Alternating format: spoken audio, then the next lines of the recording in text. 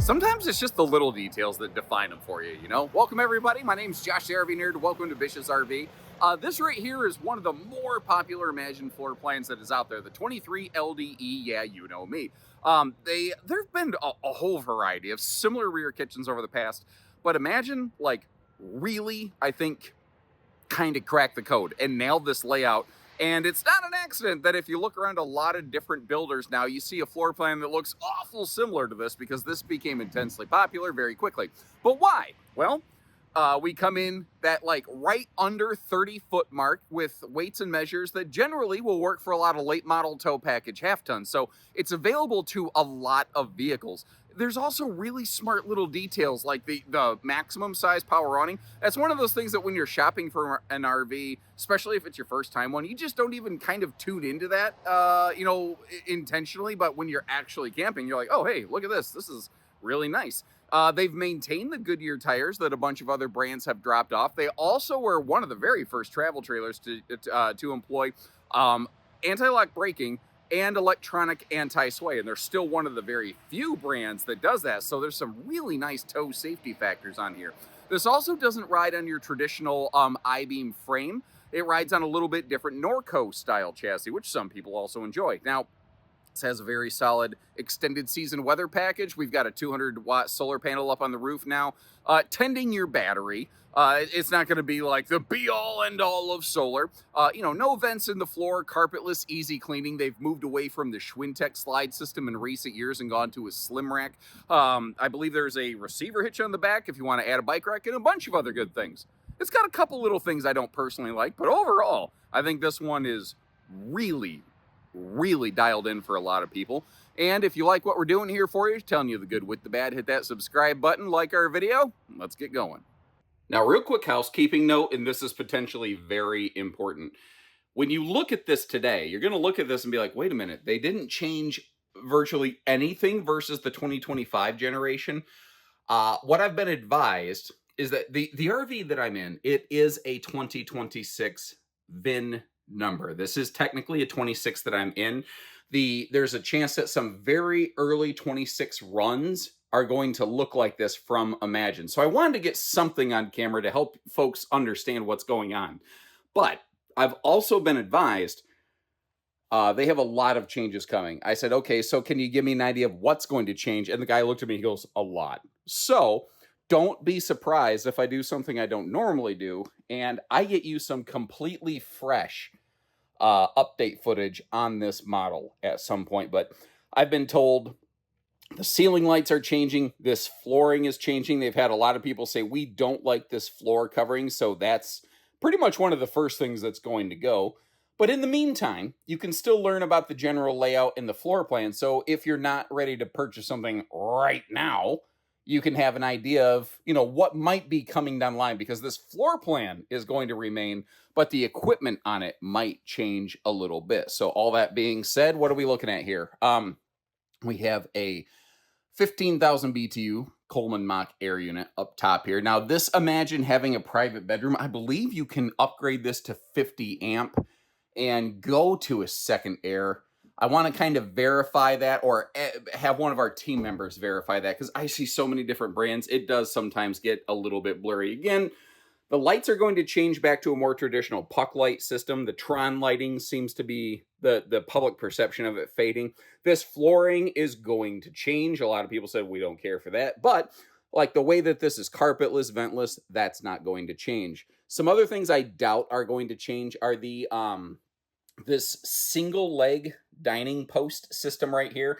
It's actually like a dual clamp lock system. And what that allows us to do is when it's up in the eating position like this, it stays very sturdy and stable.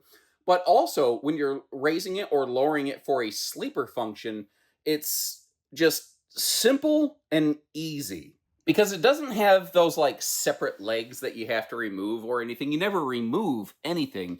You raise it and lower it and then just lock it back in place. And it means that it always has a center support. Most dinettes, when they're down in the sleeper position, they have two things for support. They have jack and they have squat, and this doesn't suffer from that challenge.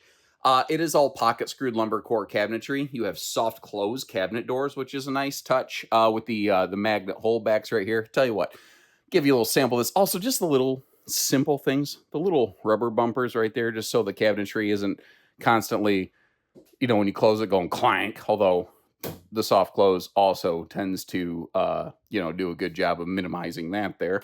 Working our way back, we're basically still standing at the bathroom working backwards right here.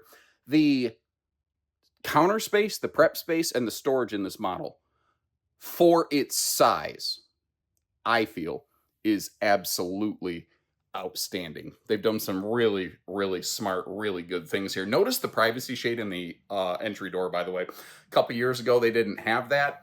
On videos like this one, people said, hey, we don't like that. We wish it just had a shade. And Imagine went, all right, let's do that. That's kind of the whole thing with Imagine. They don't really make a habit out of arguing with people. They sort of have this crazy practice of give the people what they want, and it has become and remain one of the most popular laminated trailers out there.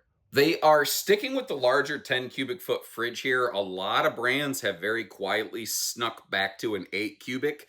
So basically, compared to the way the industry is going, 20% more fridge capacity here, which no one's ever upset about more fridge.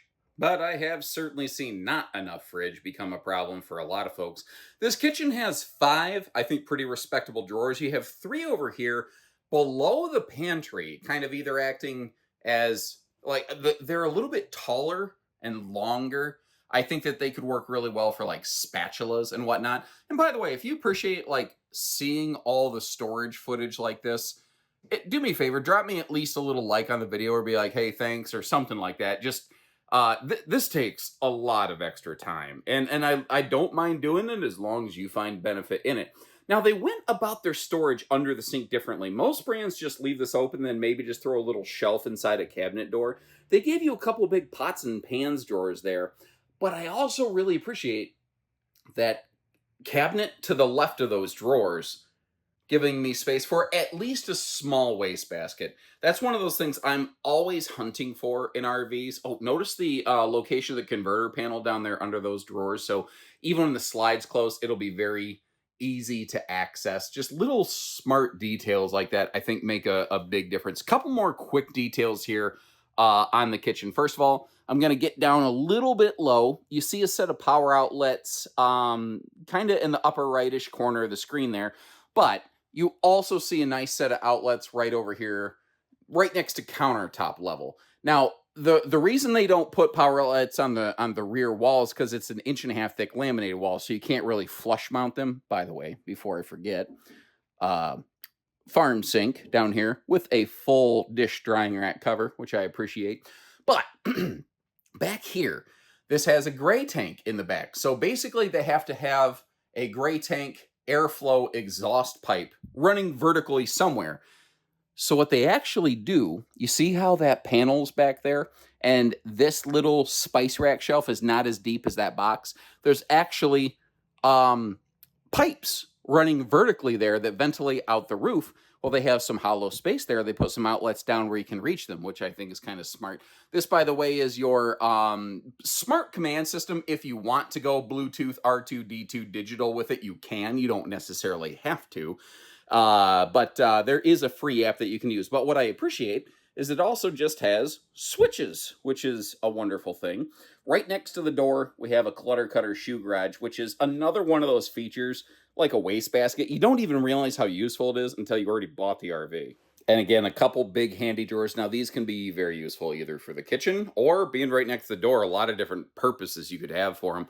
This over here, this big open counter space, right when you walk in the door, very handy. But also, if you're prepping in the kitchen, you have something done, you turn around, you set it down, kind of like a serving station, Or it could just be a handy device charging station, because this is actually a wireless charge pad with a pair of USB plugs that can sort of be there or go away, however you want. By the way, that TV is smarter than a 5th grader, so if you feel like doing your Netflix and your Hulu or whatever you feel like doing, you have those opportunities right there. Spinning our way back around right here, this is kind of a 2.5 seat sort of theater seat, but this is absolutely one of my nerd preferred executions where it has the fold down, flip up central console armrest.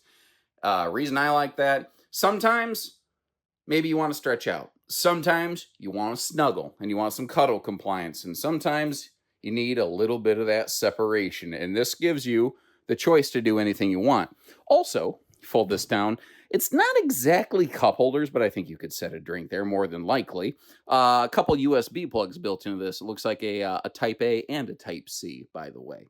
If I'm not mistaken, that's actually a power theater seat, which is a very rare find in something potentially in that half-ton towable class.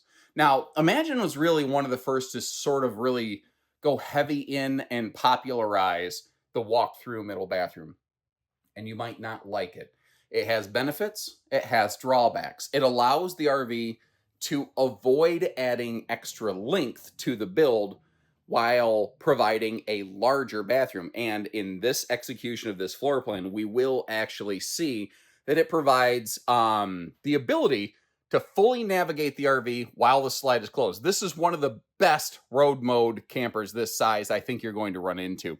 I didn't have a good opportunity to demonstrate this before, but the bathroom gives us a nice chance to kind of showcase the slow rise shades here. But also, I love this simple, clean, just feels like quality and classy kind of window treatment right here. Windows in the bathroom always feel like they church the place up a little bit.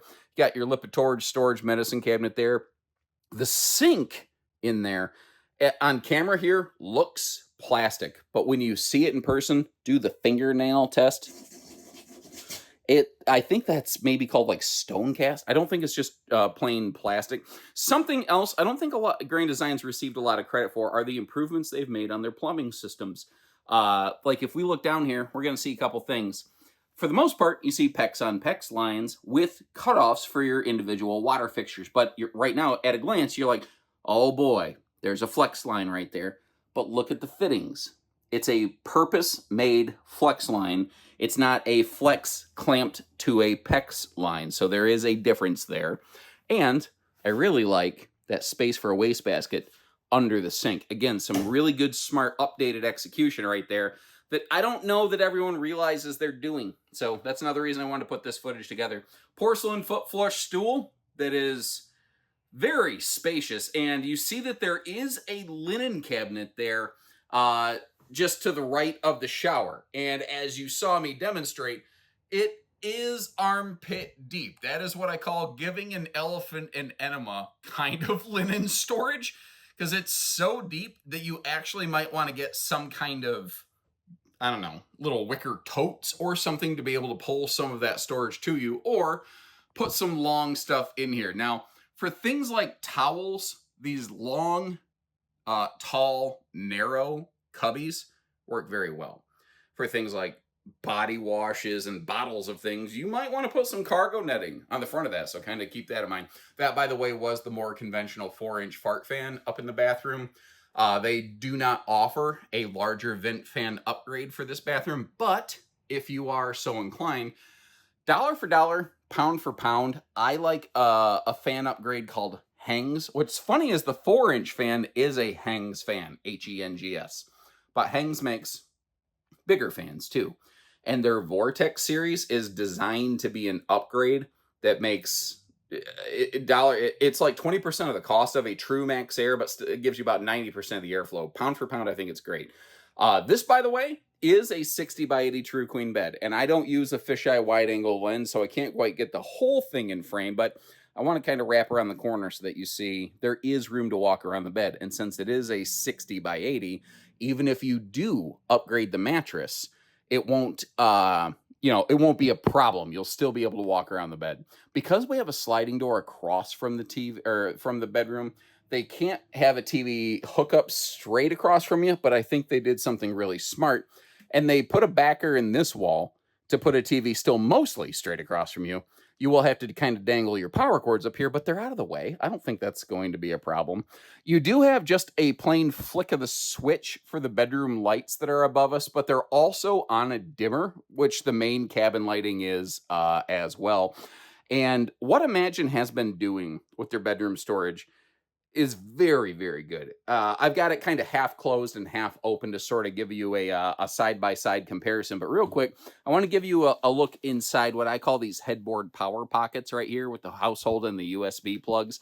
Those are sized so that CPAP machines will fit in there. I've had that verified by many Imagine owners who have watched this, but not everyone's a CPAP user. In fact, about 2/3 of people are not.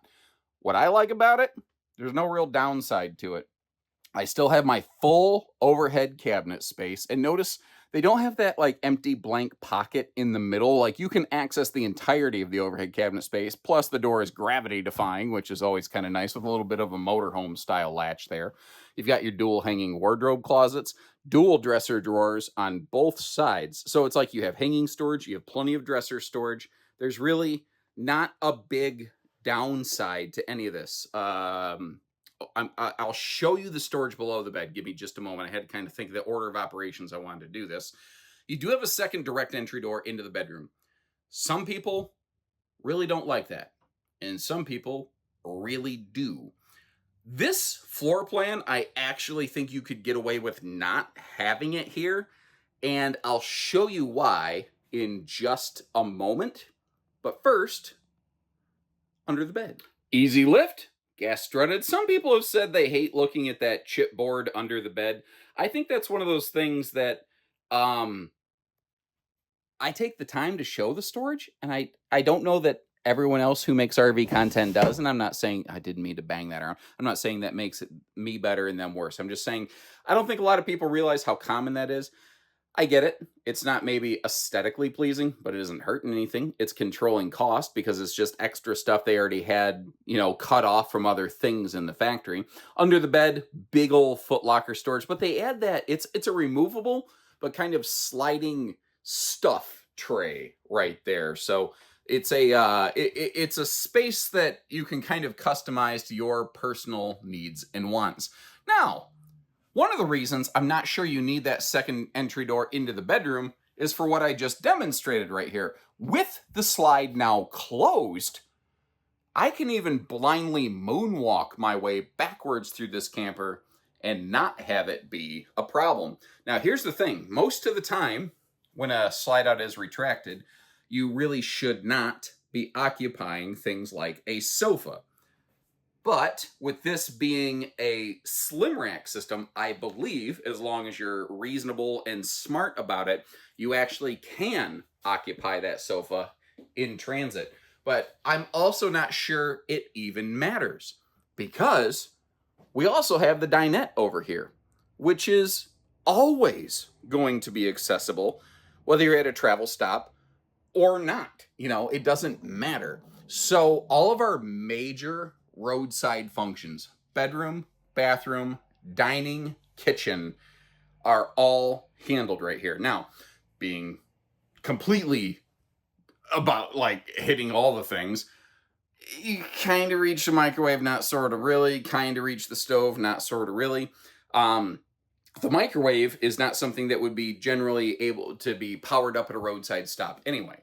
But our refrigerator, our sink, again, bedroom, bathroom, the major travel functions, if you're a person who just needs to pack the RV while it's stowed away, or if you do long distance towing and you need to pull over, this is a very good floor plan for that kind of usage. Now, as I kind of talked about when the video began, one of the things that I think has really helped this one achieve and maintain a lot of popularity are the more comfortable towing vectors. Basically, if we're going to call a spade and a duck, a 7,000 pound GVW rating on this one. That does mean that your cargo capacity is only just a little bit over 1,000 pounds. So if you're a boondock dry camper who likes to put water in the tanks, that is going to feel fairly minimal. It's kind of, it's a catch-22. My estimation is that this RV can actually hold more weight. Now, what I am not suggesting is that you overload the RV according to the specs. I do not ever recommend that, never. But I suspect that they have intentionally derated the GVW on this model to make it more accessible to more vehicles legally, safely. That's a guess. I don't know that. Up top here, The black bars, that is our slim rack slide system, like you might see in like a Brinkley fifth wheel bed slide or something. They've moved away from the Schwintek system. This model does have what I call a dual-headed sewer monster, where usually Imagine's really good about this where they can be, but because you have a kitchen in the back and a bathroom in front of that slide and the axles, they just were not able to cross plumb it together. I've seen Imagine always make efforts to do that, so I can pretty confidently say it just wasn't possible here.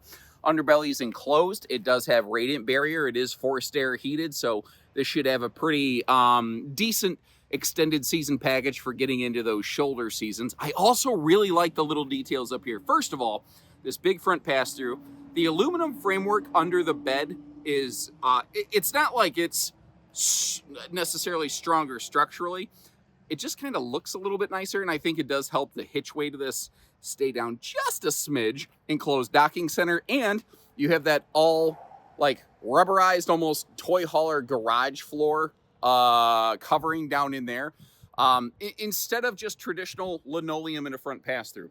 And if you're going to be sliding, tossing, shifting cargo into a front compartment, which I estimate you probably will, you know, reasonably so, it'll just keep that flooring from getting scarred up. And if a rubberized heavy-duty floor like that gets a little scarred up, like, it doesn't feel as like, like it doesn't feel like such a bummer as compared to just like scabbing up traditional flooring. Now, we have some beautiful weather today, and I'm getting a nice broadside shot the way they've set this thing up right here. So I'm actually going to take a little bit of a knee. If you look under the front door, past those front folding steps, you can see the spare tire. That is a belly mount. This also, again, does ride on a different chassis. This is not a traditional Lippert I-beam frame. This is a Norco, kind of more of a Z-frame versus an I-beam, if you will. And it seems to be something that has turned in very solid service records, but these chassis aren't necessarily used all over the place. So when I see them, I try to point them out. You might notice the very center of that awning has a little black line sticking down. That's actually an awning center support, because this thing is so darn big that, you know, while the awning's in long-term storage, they don't want it, like, frowning, basically. Actually, when an awning gets old and sad, it almost looks like a smile, but it feels like a frown. On the right side of the screen, you see a white thing hanging down. That's your propane quick connect. Right between the tires there, it is a leaf spring axle system, but you see that blue sticker. That's another thing telling you that this rides on a little bit different chassis. The Goodyear Endurance radials here rated for 87 miles an hour, not quite DeLorean rated to go back in time at 88 miles an hour, but you see the red brake drums. That's telling us that we have the Lippert, what do I want to say here? Anti-sway and ABS system. If you're not familiar with those, well, first of all, your vehicle is government required to have ABS for safety purposes. Kind of blows me away that trailers are not. A semi-tractor trailer is required to have ABS, but a trailer like this is not. It kind of baffles me. Additionally, the electronic anti-sway, if the tail starts wagging the dog, it will sort itself out, which is just a really nice thing for folks that aren't professionally trained drivers, which I suspect is the vast majority of RV towing enthusiasts.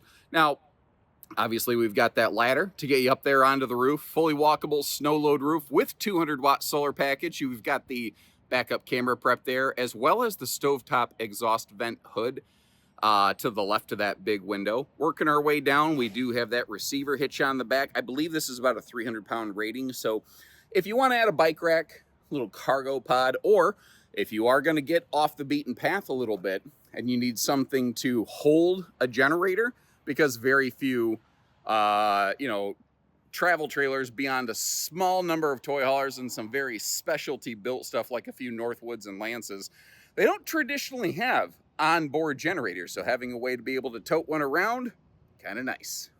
Now, I'm going to leave you some links in the description like I always do. So if you're curious or serious about a price tag on one of these, you are one click away from seeing what one of these things might run, at least in terms of MSRP. Grand Design, typically their pricing policies do prevent dealerships like Bish's here from publishing a discounted sale price. A lot of times we're only able to publish full MSRP. It's situational, but we don't sell for MSRP. And if anyone ever says MSRP is your price tag, kindly smile and move on, because there's other places that you could choose to take your business. I'll also leave you a couple links to some other builders who have very similar floor plans to this one, and let you decide which one is best for you, you know, because sometimes, again, it's the little things that make the big differences.